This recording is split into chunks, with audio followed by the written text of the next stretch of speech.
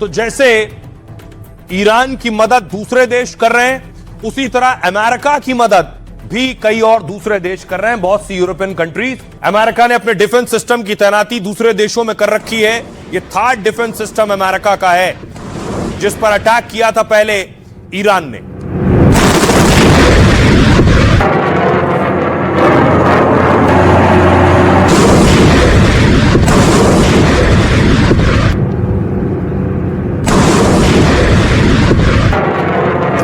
इसी तरह अमेरिका ने अपने बॉम्बर जो है वो दूसरे देशों में तैनात कर रखे हैं, ब्रिटेन में भी। एक ये तस्वीर आई, देखिए, बॉम्बर और विमान आगे पीछे हैं और B-2 बॉम्बर ईंधन लेता हुआ आसमान में।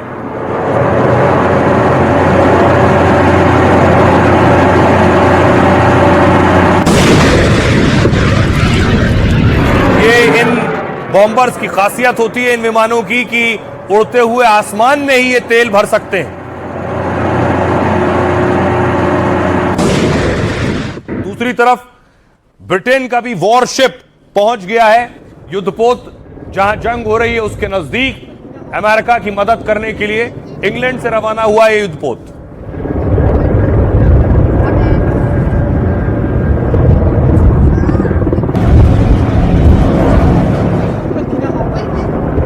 अब देखिए ट्रंप की मदद करने के लिए कौन कौन से देश आगे आए।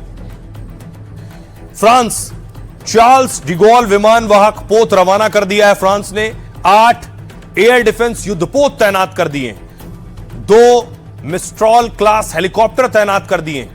ब्रिटेन ने 200 जवानों के साथ HMS ड्रैगन डिस्ट्रॉयर रवाना कर दिया है। यह रॉयल नेवी टाइप 45 युद्धपोत है और B-52 और B-1 फाइटर प्लेन मुस्तैद हैं। ग्रीस ने 2 छोटे पोत साइप्रस भेज दिए हैं और 2 F-16 साइप्रस में तैनात कर दिए हैं। इटली ने पूर्वी भूमध्य सागर में युद्धपोत भेजे हैं। मेलोनी ने एयर डिफेंस भेजने का भी ऐलान कर दिया है। स्पेन ने पूर्वी भूमध्य सागर में युद्धपोत भेज दिए हैं। ये दुनिया भर के देश, खासतौर से यूरोपीय देश, अमेरिका और इजराइल की मदद को आगे आए। अब जरा सुनिए इन देशों के राष्ट्राध्यक्ष क्या कह रहे हैं। मैं दक्षिणी ईरान के मिनाव स्कूल में हुई छोटी बच्चियों के नरसंहार की कड़ी निंदा करती हूँ। पीड़ितों के परिवारों के साथ अपनी संवेदना व्यक्त करती हूँ और अनुरोध करती हूँ कि इस त्रासदी के लिए जिम्मेदार लोगों का शीघ्र पता लगाया जाए। इस युद्ध को और फैलने से पहले ही रोकना होगा। हमें दुख है कि महिलाओं, बच्चों, बुजुर्गों या आम नागरिकों के बीच कोई भेदभाव किए बिना एक पूरी आबादी जिनकी इन घटनाओं के लिए कोई जिम्मेदारी नहीं है, उनको भारी कीमत चुकानी पड़ रही है। दुनिया में कोई भी अभी यह नहीं कह सकता कि यह सब कब तक चलेगा, लेकिन यह महत्वपूर्ण है कि लोगों की सुरक्षा जल्द से जल्द प्रभावी ढंग से शुरू हो जाए। स्थिरता हमारे लिए भी महत्वपूर्ण है। जो लोग अब यूक्रेन से मदद मांग रहे हैं, उन्हें हमारी रक्षा में सहायता जारी रखना चाहिए। सबसे पहले और सबसे महत्वपूर्ण हमारी हवाई रक्षा में। इस संघर्ष की शुरुआत से ही गैस की कीमतों में 50% और तेल की कीमतों में 27% की वृद्धि हुई है। अगर इसे यूरो में बदले तो युद्ध के इन 10 दिनों में यूरोपीय करदाताओं को ईंधन के आयात पर 3 अरब यूरो का अतिरिक्त बोझ उठाना पड़ेगा। यही हमारी निर्भरता की कीमत है। अब इस जंग में सब एक दूसरे का साथ दे रहे हैं। क्या किम जोंग भी जंग में उतरने वाले हैं, अपनी ताकत दिखा रहे हैं? किम जोंग ने आज एक खतरनाक मिसाइल का परीक्षण किया है। ये वो तस्वीरें, खुद ही वो वॉर रूम में बैठे थे और देख रहे थे मिसाइल।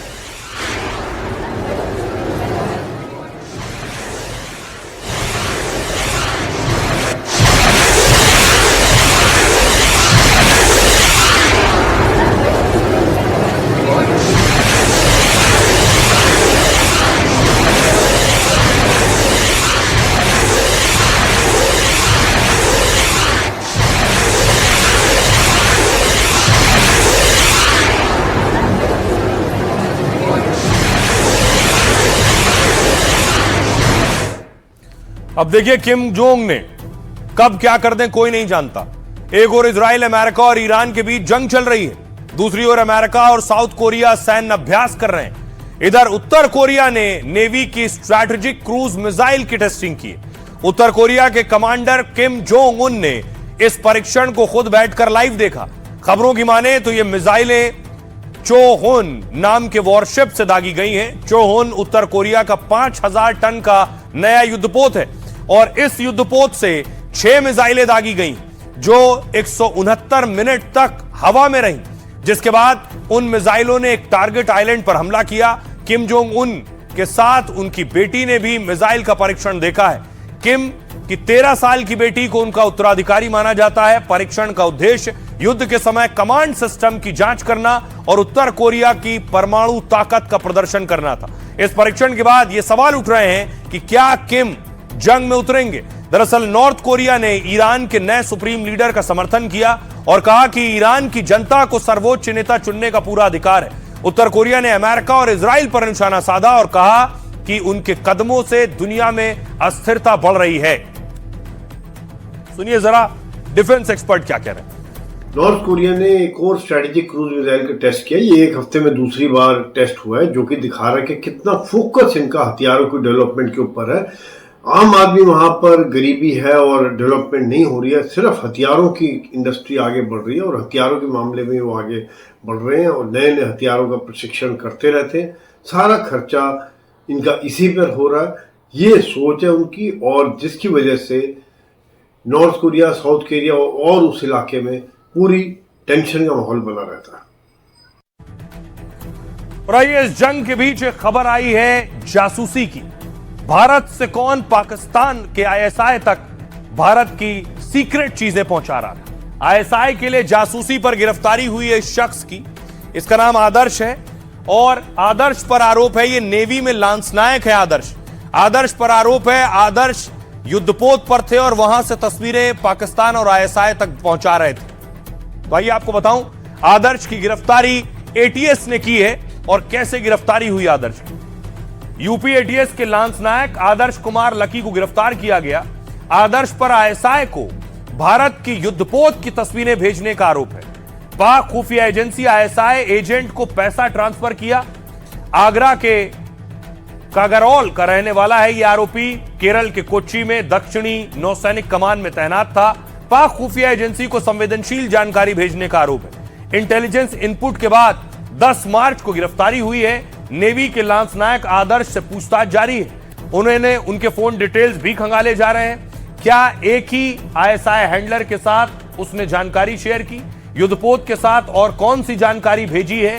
जांच टीम हर एंगल से पूरे मामले की जांच कर रही है। और 22 दिन पहले आदर्श की शादी हुई थी। दावा है हनीमून मनाने दुबई गया था। 3 दिन पहले दुबई से लौटा है। इसके बाद यूपी एटीएस ने उसे गिरफ्तार कर लिया। लकी के पिता के मुताबिक बेटा दुबई नहीं मनाली गया था। अब उसकी गिरफ्तारी हो चुकी है और एटीएस पूछताछ कर रही है।